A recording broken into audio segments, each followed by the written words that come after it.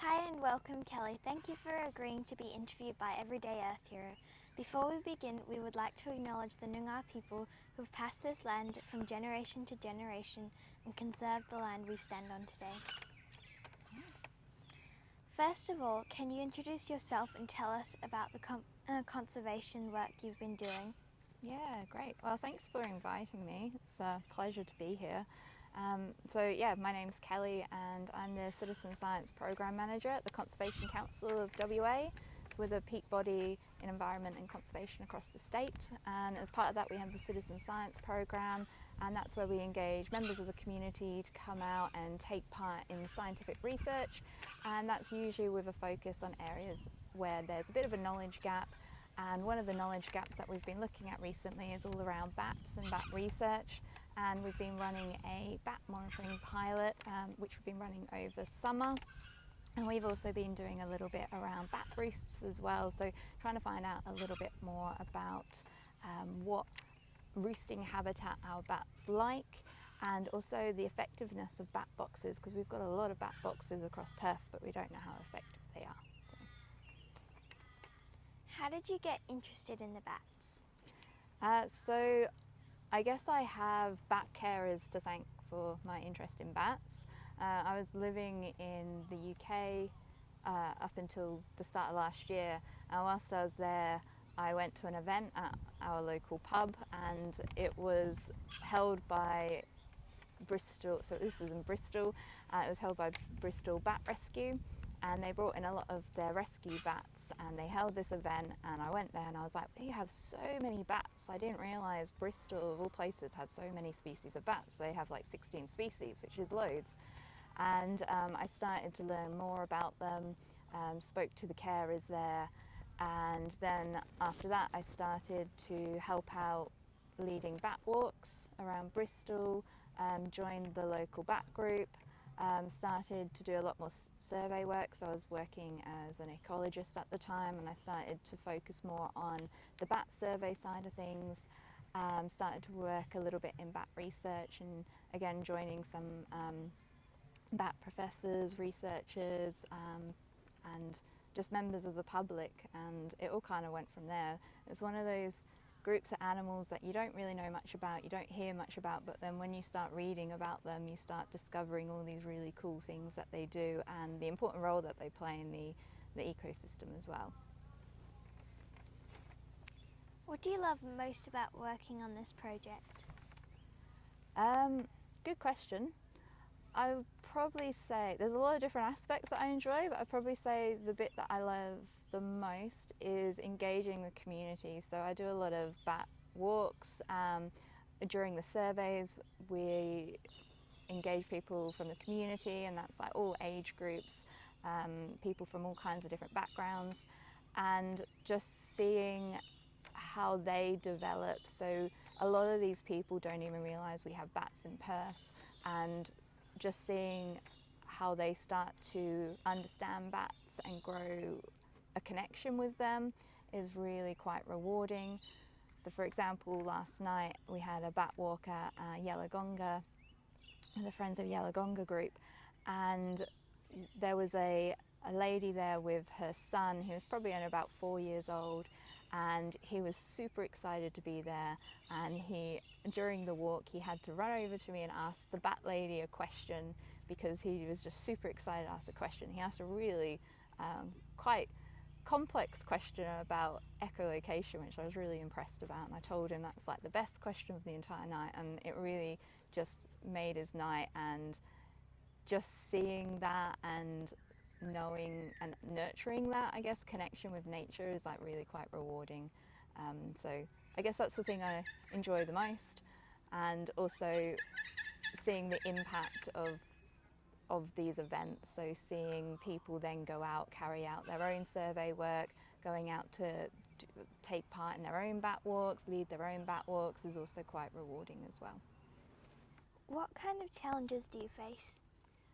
So probably the biggest challenge in WA that we have is securing funding to carry on the research. So a lot of the funding, a lot of the grants are out there, they focus on threatened species, and although we have 42 species of bat in Western Australia, only 2 of them are federally protected, but we don't know a lot about the other species. So in 2021 there was a new species of bat declared or described, and that's a long-eared bat only found in the southwest. It's endemic to the region, not found anywhere else, and we really don't know much about it. We don't know enough about it to say whether it is in decline or whether it is at threat to habitat loss, although the likelihood is that it is. Until we have that kind of research and data to show that the species is in decline, that it is threatened, it's really hard to secure that type of funding. So I would say that it's likely, and the IUCN Red List assessments, if you've come across those before, they show for a lot of our bats that they aren't doing well, or we just have knowledge gaps, so we can't confirm whether they're doing well or not. So I would say the funding's the biggest challenge, because we really need that to be able to support a lot of the research, but yeah, it's very hard to secure. Have you come across lots of different species of bat? Yeah, so as I mentioned before, in Western Australia we have 42 species of bat. I haven't been fortunate enough to see all of them. I'll get there one day, but WA is a very big place. I did some work in Uganda last year, and Uganda has an amazing number of species of everything you can think of. I think whilst we were there, we trapped probably about 8 different families of bat. It was 7 or 8 different families. I can't even remember off the top of my head how many species we had, but we had lots of different species. So what's super cool about bats is they make up about 20% of all mammal species across the world. They're found in every single habitat that you can think of on every continent except for Antarctica. And they're really diverse as well. So they've really evolved to eat different foods. So some eat insects, some eat nectar, some eat fruit, some eat other bats, some eat frogs, some eat fish and things like that as well. So they're super, super diverse, and you get them in all different sizes. And currently I think there's over 1,450 different species of bats. So when you look at it like that, I haven't seen a lot of species of bat, but I've seen probably more than the average person. Can you tell the difference between the bats by the way they use sonar? Yeah, actually that is a really good way of surveying bats. Some bats do overlap in their frequency, but in the southwest, so we have 9 species of bat in the southwest, you can ID most of them to species level just from their echolocation call. The long-eared bats do overlap a bit more, so they're a bit harder to ID, but you can still ID them to at least genus level, which is really great, because being able to survey bats acoustically is non-invasive, so we're having minimal impact, minimal disturbance on the bat, and it's something that anyone can take part in as well. So as part of the bat monitoring, we're getting people, just anyone in the community, going out with these bat detectors and recording the bats flying around. And they don't need to know how to actually ID the bats, they just need to know how to press record and how to send us the data. And then from that we can have a look and we can say, this is the species of bat that you have in the area. These are the ones we're not too sure on, but it's either this bat or it's this bat, or you've got this genus of bat. So it's a super awesome way to kind of survey for bats, and that goes across all the bats that echolocate. So we do have some bats up in the north, our flying foxes, our fruit bats, they don't echolocate, but every other bat family does echolocate. What would you most like people to know about the bats? So I'd probably like people to know that they're not that scary. A lot of people, when they think of bats, they think they are a bit like pests. They are full of diseases, they might get stuck in your hair, they're super scary animals, when in fact that couldn't be further from the truth. In fact, bats are actually more closely related to us than they are to rodents, and a lot of the behaviours they have as well are very similar to us. So they create, or they form really strong social bonds. They form family units. Some species even form nurseries as well, so they will leave their pups with other mums. They'll go out and forage and come back, and then they'll swap over. So they have really strong social bonds that a lot of people don't realise. They also, unlike rodents, they often only have one pup.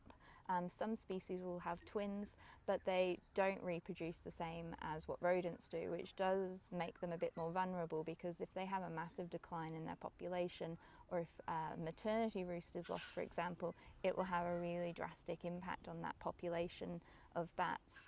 And unlike rodents, that will recover very quickly because they do breed a lot quicker. So I would just like people to know that they're not scary, and they also provide a really important role in the environment, in our ecosystem. 3 really important roles that have an impact on us as well include pollination. So if you like things like banana, chocolate, coffee, tequila for those that can drink, then you've got bats to thank for those, because they are actually part of the pollination of those species, of those plants. The other 2 ecosystem services or ecological benefits that bats have include seed dispersal. So this is particularly important up in the north. We've got our flying foxes, our fruit bats, and they disperse a lot of seeds around our rainforest habitats, and they really help to maintain those ecosystems as well. So they play an important role there. And then here in the southwest, our bats eat insects here, and they play an important role in keeping insect populations in check. So our bats in the southwest, even though they're very, very tiny, so our smallest bat's only about 4 to 5 grams, so that's a couple of Smarties weight, so very, very small, but they can eat up to 1,000 insects in one night. And that includes things like mosquitoes, moths. Some will eat spiders, some will eat beetles as well. So they're really having a big impact on the insect populations. Who inspires you, and who are your biggest supporters? That's a tough question. So I'm probably inspired by lots of different people, and it wouldn't even necessarily, I guess it's more the actions that people take that I'm inspired by. So just members of the communities, particularly people that volunteer their time to help out. So we're all extremely busy, and there's just some really amazing people out there that manage to juggle so much and still have such a great, or contribute so positively to like our community. And doing that and juggling things like having a family, having kids, working and all that, is just, that to me is a real inspiration to be able to do that. And that's probably where I get a lot of my inspiration from. Supporters, oh, I don't know, that's a very hard one as well. I'm not sure. I think maybe I'll have to add that into some kind of feedback form and try and get some feedback on that. Yeah, I guess thinking about who volunteers with me and part of the program that I'm running at the moment, we have a range. It is actually quite diverse. So we've got a lot of university students. We've got some people that come out as a family. So we've got a few parents that come out with their children to take part in the surveys. We also have some retired people that come out and volunteer as well. Yeah, it's a real diverse range of people, but so it's really hard to know exactly who the supporters are. But I guess they're members of the community, the citizen scientists that contribute to the program. What do you hope to achieve in the future? So as part of the program, I'm hoping to set up something long-term, so a long-term bat monitoring program that can be self-sufficient, where we are constantly capacity building, so educating people and training people so they can carry out surveys as well, just so people are more aware that bats are out there, that so they're not forgotten from conservation management plans. So that is kind of the long-term goal that we're working towards. And as part of that as well, we've set up the WA Bat Network, which is something we formed at the start of this year. It's really new, and we're looking for people to really get involved with that as well to help it keep going, because that is all about exchanging ideas, asking questions. If someone, for example, wants to know what plants should I plant that's good for bats, they can ask those questions there and things like that. So yeah, that's seeing that develop and getting people on board to help it run smoothly is also something that I'd like to see happen in the future. What do you like to do in your spare time? So in my spare time, probably spend a lot of time outside. I like camping and hiking. I do a lot of running as well. And yeah, I used to teach yoga, although I haven't taught that for quite some time, but I keep thinking I might get back into it, maybe do some animal themed yoga at some point, but yeah, haven't got there that so far, but maybe one day. How can people find out more about what you do and support you? So if you're on Facebook, the easiest way is to join the WA Bat Network Facebook group that we've set up. We're all sharing different events and information on there all the time. We also have a mailing list for that as well, so if you're not on Facebook, you can drop me an email at wabats@ccwa.org.au and I can add you to that mailing list. That's also the same email address for the bat monitoring program. So although we've come to the end of the pilot, I'm hoping once we've reviewed all the data, we'll be able to set up something in the future that people can get involved in. And we're also trialing bat box monitoring of existing boxes as well. So if you've got any in your garden or at a site near you, then you can get in contact and see whether you want to take part in that as well. Thank you, Kelly, for being an everyday Earth hero. That's all right. Thank you for inviting me. It was great.